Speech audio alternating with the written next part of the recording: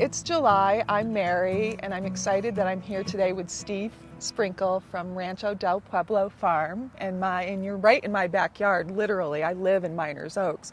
And one of the things I noticed when I first sat down with Steve is look at your hands. These are the hands of a working farmer, and it's amazing. They look great. You use your hands every day, don't you? Yes, they're my favorite tool. Okay. What were you just doing this morning? I was harvesting some lettuce. You were harvesting some lettuce? Yeah, but it wouldn't really matter because they don't ever come clean. I mean, I can take a shower, wash them. This is the color they always are. Unless I go on vacation to Hawaii and I'm in the water for 2 weeks straight, then they start to clean up. So that dirt or soil is ground right in there. Right, yeah. Okay. I'm not short on minerals. I think that's a good sign. So when you were growing up, did you have early childhood farm experiences? Were you raised on a farm? No. My grandfather was a good gardener. My mother was a gardener. Okay. And is that where you learned? I had an affinity for it. My grandfather had fun in his garden. Mm-hmm. If I ever had any personal experience with it, I suppose that's it. But by the time I was late teen, back in the 1960s, then there was a whole back to the land movement, and everybody was done with the system, and they wanted to get off the grid. Okay. And move into the backwoods and grow their own food and churn their own butter. And you did that? You started to do that then? Yes. And where was this? In Mendocino County, and in San Diego County, and in Santa Cruz County. You did it in all those three places? Yes. And so that's where you really started your love for growing things and growing food? I don't know if I would call it love. It was sort of an obligation in order to be able to survive. Okay, so you were growing your own food for survival. Yeah, the love part, I've never really gotten a handle on that because it's either been an obligation or a religion. Okay.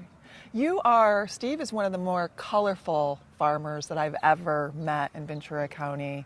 And what I mean by colorful is you've got such a great sense of humor. And to have a great sense of humor, I think you have to be intelligent. Oh, thank you, ma'am. And you are so well-read, and you write a column every month. What's the column that you write? Well, I write the newsletter for the farmers, for the CSA, for our buying club, the Community Supported Agriculture Group.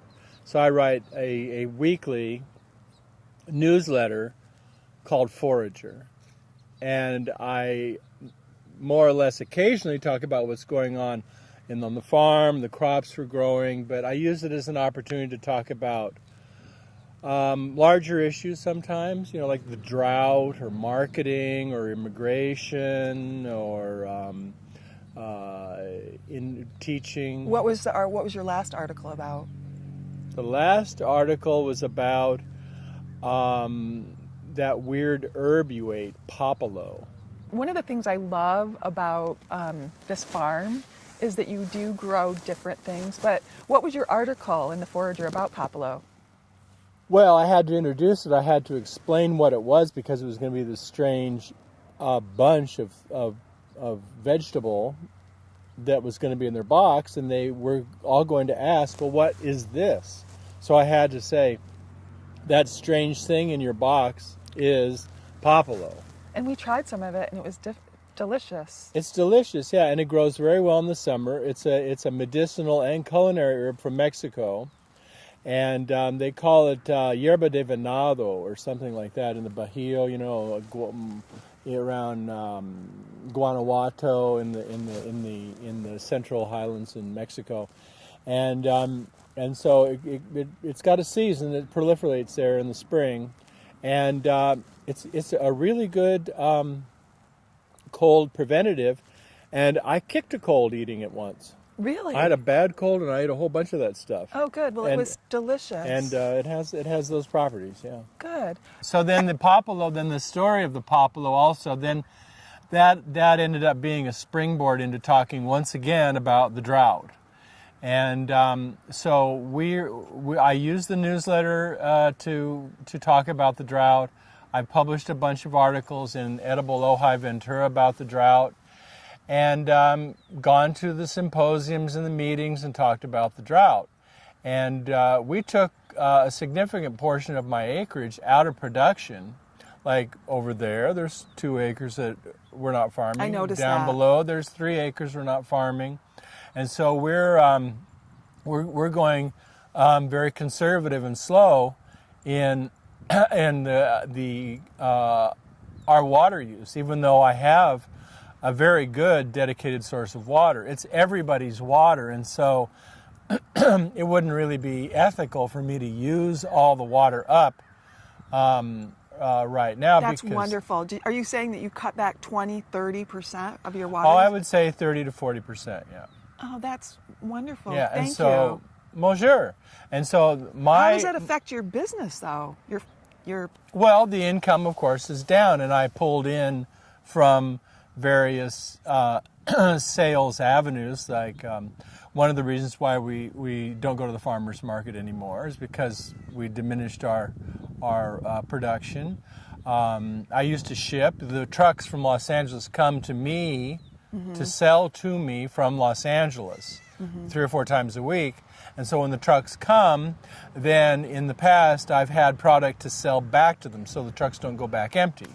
So I haven't done that for about a year either.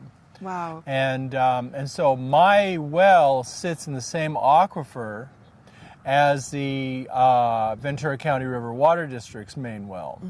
And so I have a sort of tacit agreement with the board and with management over there to be more careful and to not just, flip the switch and blow all the water out of the aquifer. Now, I don't know if it's helping measurably or if it's useful to everyone's water conservation, but they have a sign up that says save water now or you'll be living in a desert, which is a good way of describing it, except for the fact is we've always been living in a desert. And so all of this greenery and all of this development in agriculture and the civilization you see in California is artificial. It's all from these water impoundments. Some of them, they're for hundreds and hundreds of miles away. So it's not natural. It's not natural, no. And so Lake Casitas, Lake Cachuma, Lake Piru, all of this is we depend on things that are kind of tenuous or are not very dependable. So then all of a sudden you run into a 2 or 3 year drought, the lakes go down, and I'm wondering now with the level of population we have and all of the planting that's gone on all throughout the South. Landscaping, all the landscaping. That we're planting houses on hills that never had farms on them before. So there's not been any kind of overall central planning. They just keep on letting people develop wherever they want, and then they put more and more demand on a limited static resource. And so I wonder if you'll ever catch up. Earlier this year people were talking about the El Nino because there was a big spike in surface water temperatures in the Central Pacific, which signals the El Nino, which is a climatological trigger for additional rainfall and storms in North America, especially on the West Coast.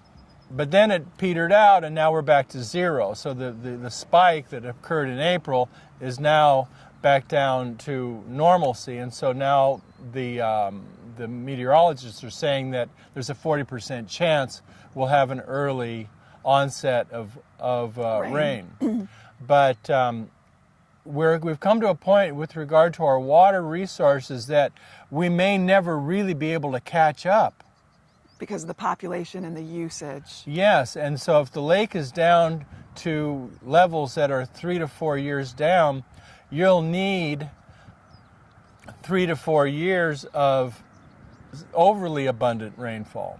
I was told from a good farmer source that if we get 12 inches, at least 12 inches this winter, that we'll be back to a level that will make the farmers and people 12 inches? 12 inches of rain over the course of yeah. But you don't see that happening. You need 32 or 42 inches of rain Okay. to fill that lake up?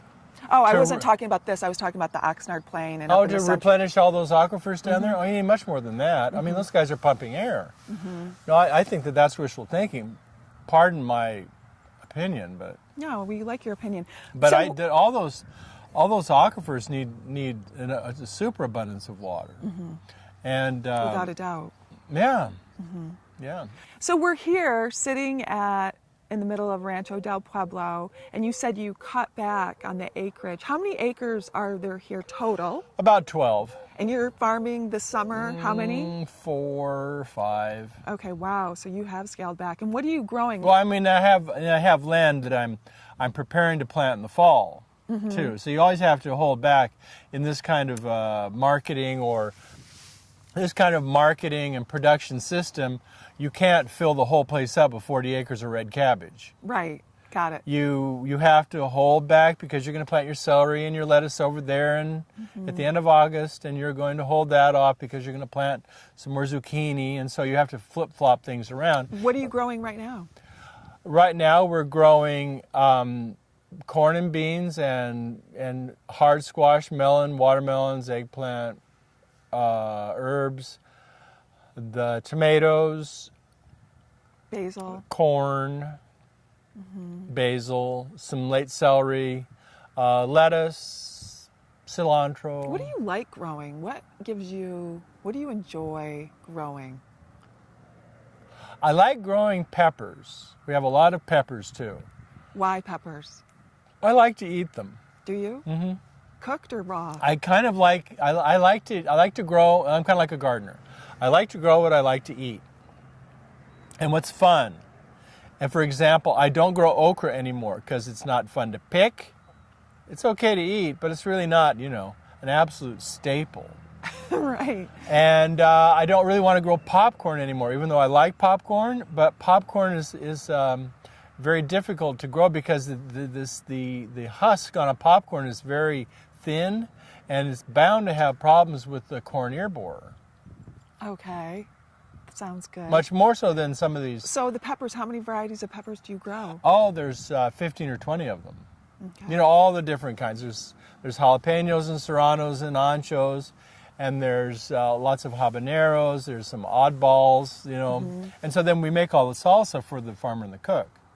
Then my wife has this line of salsa that she creates, and then she creates it based on, like if she has a whole bunch of jalapenos that are coming on right at the same time there's peaches or a kabocha squash or something, she'll make a kabocha jalapeno salsa. Amazing. And that brings up a point that I really wanted to talk about today, is Farmer and the Cook, which is located about a mile and a half away from this farm, is in Ojai or in Miners Oaks, and I live in Miners Oaks. And when did you start Farmer and the Cook? When did you come up with this idea? In 2000. In 2000. So I've been here for 14 years, and I can only say that Farmer and the Cook has added to our community of Ojai on so many levels. Thank you, Mary. It's in my neighborhood. And we built it because we knew you were coming. Build it and they will come, Mary will come. Yes. And you did, and I started going there way back when I've seen all the changes. I've seen the cash registers move and you expand, and I think you've got it down now. But not only is it wonderful for us to go and eat there, and all the food was grown only a mile away, and that in itself is something you should be commended upon, because we use too much energy moving food around. Well, it sounds like a great philanthropic enterprise, but it's kind of smart. It's smart, and no, I'm not taking away from that. It's very smart. Well, I'm not saying that I'm smart. I mean, it's like kind of logical. It's logical. Because we could grow the product, and the hidden benefit is that in regular agriculture, if someone's harvesting, there's so many things that don't ever make it back to the packing shed. Bent cucumbers, zucchini that's a little bit too big, tomatoes that are cracked. Just go and look and see when they start harvesting those peppers down in Oxnard at how many red peppers don't make it in the box. There's a carpet of red. Some of these, from sunburn or something like that. But we'll harvest with 2 buckets. So we'll take the stuff back that's perfectly good, that has some kind of imperfection, and then we'll process it somehow. We may make jalapeno jam out of it, or we may make, pickles or cucumbers, more cucumbers for the salad bar. Right. So there's a lot of built-in efficiency in having more of the product go, because the cull rate and the standards for cosmetic perfection at sad? Supermarkets It's sad. it's just like it's a spiral of perfection that's very difficult to meet. I do try to tell the kids it's not about what's on the outside, it's about what's on the inside. And it's not, if there's a blemish on your fruit or your vegetable, doesn't mean that it's not good. Keep buying those fruits and vegetables that have blemishes. But Farmer and the Cook, back to, you've got a salad bar, you've got 2 fresh soups every day, you've got sandwiches, you've got your cafe menu, and you cook a lot of recipes with Mexican influence, but you've got goat cheese tacos with roasted vegetables, and then on Sunday nights you have your wood-fired pizza nights, which is made with all these amazing ingredients. It's the best pizza I've had in a long time, I have to tell you. And then you have music, so it's such... John Faniff Presents. And John Faniff Presents, we love John Faniff. He helps you a lot with that. But you've created this hub in our community where you can go and get clean, healthy, wonderful, delicious food. And you walk in there and you know 20 people. And it's our home away from home. So I just wanted to thank you and tell you how much we appreciate it. It's mutual, and it's a little bit of a throwback, or it's an anachronism, because it's a mom and pop grocery. It's a corner grocery. It's antithetical to something like Costco or Walmart, or even a regular grocery chain store, because you can't get everything you want there. You can get what you need there. Like if you need milk, eggs, some cheese, and some pasta, dry goods. So you can just make it to the next day, but you're not going to be able to get chocolate covered raisins there, and you're not going to be able to get 15 different kinds of dry cereal in boxes there. No, but there's not enough room. It's what you've done. It's perfect. It's it's almost like a European market, a small European market in Switzerland, in a small little town. And you, like you said, we've got some of your baked bread here. And so you're the farmer. And talk to me about the cook side of it, and who is your cook? I get far too much credit for everything that goes on there because I'm so big and loud. And my wife is more retiring and she works behind the scenes. But really, and it's not false modesty, Olivia designed everything. She designs all the menu. And she's your wife. She does. Yes, Olivia's my wife. Olivia designs everything. She does all of the menu preparation. She tests everything. She works with all the cooks. She busses the tables. She calls up the manufacturers and has air screens installed over the doors. She does so many things like that. She helps me in creating the product line for the farm, and so her menu is straight out of a seed catalog. Wonderful. And so we'll go through these seed catalogs and figure out what all the things are to grow, and then she will experiment with a wide variety of different things just to see what they're like. Frequently be ahead of the curve on stuff, things that it wouldn't occur to me to grow, like Jerusalem artichokes.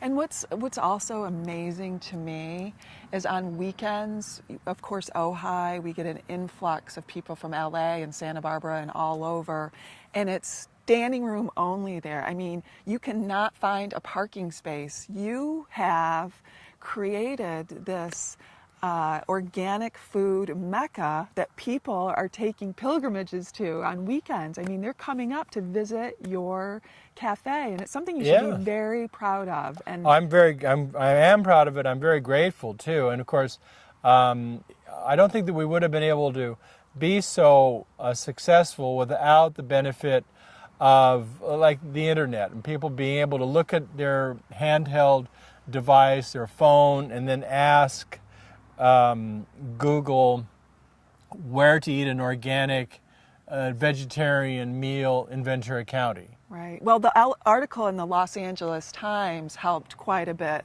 too, I think. Yes, There was yeah. a very nice article. And every once in a while, you'll see celebrities there, which is always fun I know. in a rural community for us, like Yes. Ted Danson and his wife, Mary Steenburgen. They eat there all the time. Of course, they live in Ojai. They Right. have a home here in Ojai. Right. So anything else you want to talk about as far as your CSA, about your wonderful and beautiful staff that Yes, work no there? one would ever believe how many people work in that place. How many people do you have working Well, there's for you? 46 people who work in there. I believe it. And so it's a great resource for employment.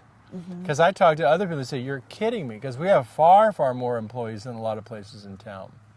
And so most of them are part-time, and our theory with regard to that is counterintuitive because we always like to hire people that are overqualified. So if I have a college graduate come through who applies to work there, and she's just biding her time for 6 months while she figures out if she's going to go back to grad school, you're kidding me. I'm hiring her. Perfect. Yeah. Because now I've got somebody who's smart from the get-go, isn't going to settle in for the long haul and slog it out, and is just going to have fun and add to the business and to the community while she's there. and to the farmer and And then when they cook leave, okay. culture. You've created a culture there, and what's wonderful for me this morning is someone that I see there behind the counter every day at the cash register. The same person is out here picking this morning. So you've created this subculture where you've got these people that are working for you that are part of your out here on the farm helping you do that. They're also working over there.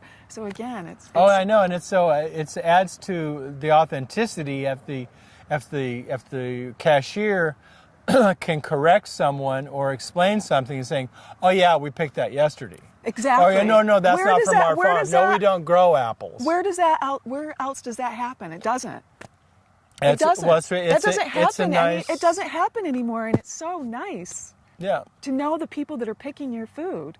Every time I go in there, I think of you. you Well, know? thank you, Mary. Well, I see you, and you are. And we pick it for you. I know you. I'm do. out here all the time, and I'm picking for certain people. Okay, good. Yeah. So what can you tell us about your CSA, and do you have any new memberships? I see your sign at the counter at Farmer. Yes, we like people to sign up for the CSA because we like to capture their interest. And then as there are openings, then we add more people. And so we arbitrarily wanted to have 70 members.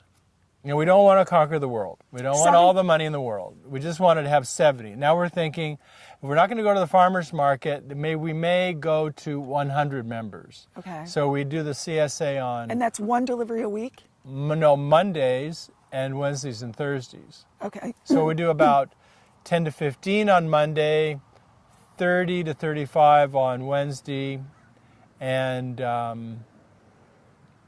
about 25 to 30 on Thursday. Okay. So if you want to get a CSA membership from Farmer and the Cook or Rancho del Pueblo Farm, they can go into Farmer and the Cook and they can pay there. Is there an online? Well, actually, they should sign up first because we don't really know if there's availability. Okay. So they should sign up. They should go to the website, Which is? Farmer and Cook, FarmerandtheCook.com. farmerandcook.com. Okay. The farmerandcook.com, and then write an email on the drop-down where it says contact us. There's a drop-down email, and then just write CSA interest in the subject line. Okay. So anything else you want to say today, this morning, on this beautiful, cloudy, foggy morning? Well, we'll keep farming here and trying to promote what we're doing, as long as it's feasible and it makes sense. But we're prepared to continue to downsize in order to meet the challenges of not having a supply of water, because it's required to be a good citizen. I think that we should all do a rain dance this autumn to try to get the rain coming in. I think it worked. Didn't it work once before? When you did a rain dance? I think so. Okay, so we should try it again. Someone said that there was a rain dance that initiated that 6 inches we got at the end of February. 17 inches in Matilaha. Wow, we need more of that. And if you want an amazing, wholesome, delicious meal, Farm and the Cook opens at 8 a.m. You can get acai bowls and coffee and Breakfast burrito and chai, the best chai in the area. And then, of course, for lunch, they have their salad bar and your menu. And then for dinner, they can come. And then you have a special menu on Fridays and Saturdays. Yeah, Friday and Saturday, it's the Farm Cafe. Yeah. And then Sunday, the best wood-fired pizza in the area with amazing local music. Thank you. Yeah. Thank you, Steve. Okay. For all you do for us. Well, thank you very much, Mary. And let's all go to Farm and the Cook now. Okay, we're hungry. Okay. Thank you. See you next month.